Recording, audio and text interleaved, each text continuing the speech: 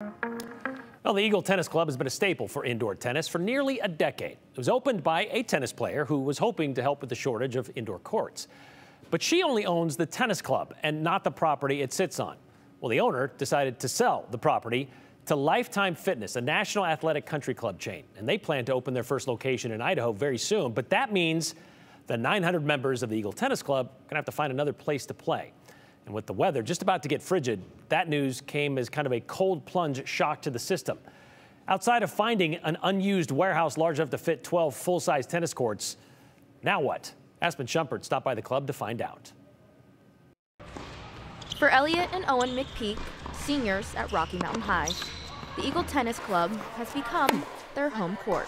Oh my goodness. Out, I'm calling it. The twin brothers are at ETC almost every day, they say, getting reps in with the hope of going back to the state championships next season.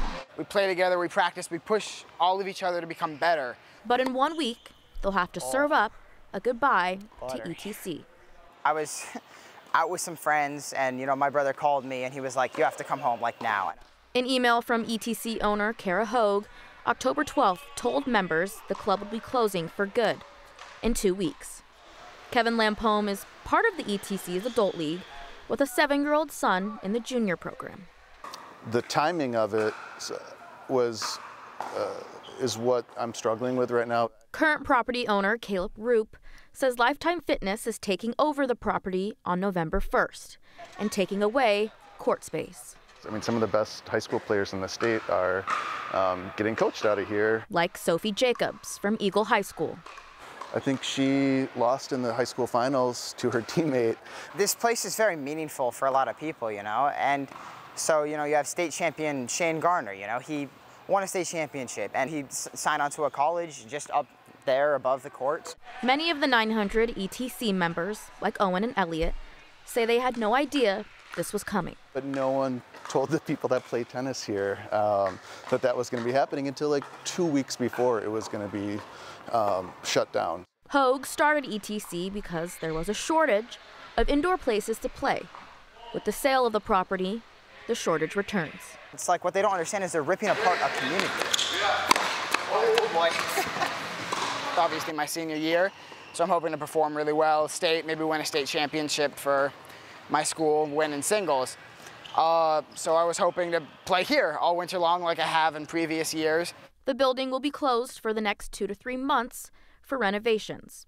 When it reopens in early 2025, 6 of the 12 courts will be gone, and 9 pickleball courts will be there instead. Later, more will come, like exercise areas and swimming pools. They're just trying to like get a new gym open for the new year, and you know, they don't really care about what happens, nor do I think they understand what they're doing. Elliot and Owen's options are try to get in on the wait list at the Boise Racquet and Swim Club.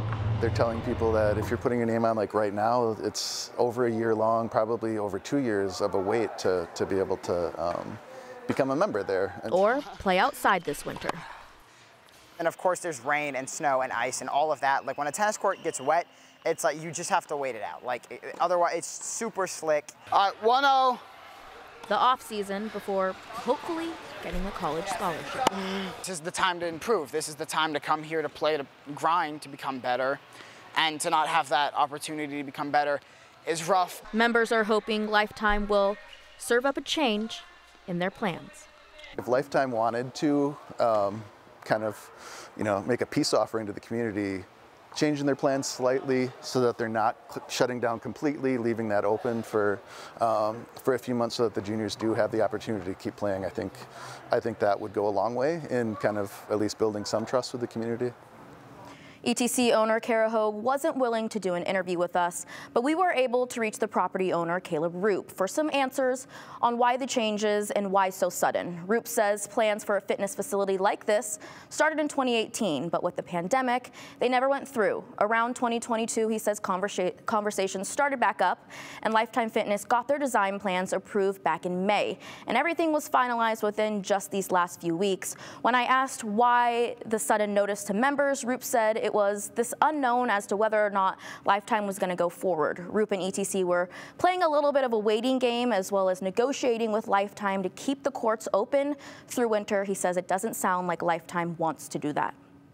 Okay, so you've spoken to the owner, or the new owner, Lifetime. They're going to reduce the number of courts. What else did you find out from them? Yeah, also when I talked to Roop today, he said that the sale hasn't been finalized yet, and it's going to be an $8 million sale, and that is scheduled to go through November 1st, which is why the ETC members have to be done by October 31st. Now, Lifetime wasn't willing to share a lot of details because that sale hasn't gone through yet, but we can expect some updates once that happens. Regardless, still a short amount of time left. Yeah. All right. Thank you very much, Aspen.